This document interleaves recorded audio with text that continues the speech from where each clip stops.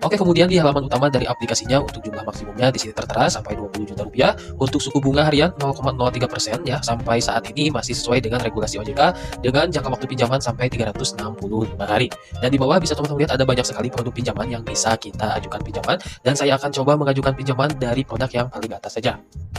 Dan sampai kepada tahap terakhir, ternyata di sini saya mendapatkan limit pinjaman sebesar 16 juta rupiah dari berbagai macam produk pinjaman. Tapi yang bikin saya aneh yaitu di sini kita mendapatkan tenor selama 7 hari saja, yang tentu saja identik dengan aplikasi pinjol ilegal. Nah, untuk kamu yang sudah menonton sampai menit ini, saya ucapkan selamat karena kamu berhak mendapatkan giveaway dari kami. Dengan syarat silakan teman-teman berkomentar positif sesuai dengan isi videonya. Jangan lupa like, subscribe, dan share juga videonya di media sosial teman-teman semua. Dan untuk pemenang giveaway-nya seperti biasa akan kita umumkan melalui video short setiap hari Minggu. Jadi silakan teman-teman simak videonya, jangan sampai ketinggalan untuk pemenang giveaway-nya. Jangan-jangan kamu pemenang giveaway pada minggu ini. Nah, karena saya semakin curiga, akhirnya saya langsung buka situs resmi OJK, yaitu ojk.co.id, lalu cek daftar vintage yang terdaftar sebagai vintage resmi yang diawasi oleh OJK terbaru Februari 2025. Kemudian saya cari aplikasinya dan hasilnya tidak ada atau tidak terdaftar ya. Jadi jelas aplikasi ini adalah pinjol ilegal, mereka beroperasi tanpa izin resmi dari OJK, dan ini sangat beresiko dan berbahaya bagi para pengguna.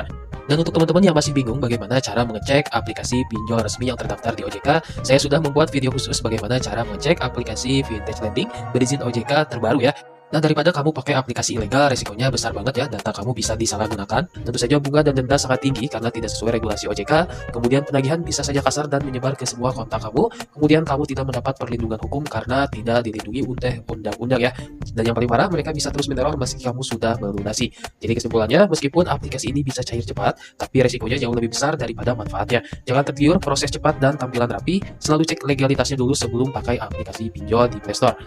Nah, untuk kamu yang sedang butuh dana, saya saranin cari jalur yang lebih aman seperti koperasi resmi, bank, atau aplikasi pinjaman yang sudah terdaftar di OJK.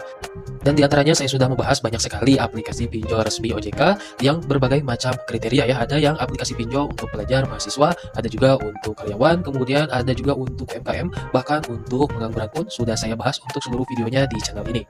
Nah, semoga pengalaman ini bisa jadi pelajaran untuk kita semua. Nah, kalau kamu punya pengalaman serupa, silahkan tulis di kolom komentar.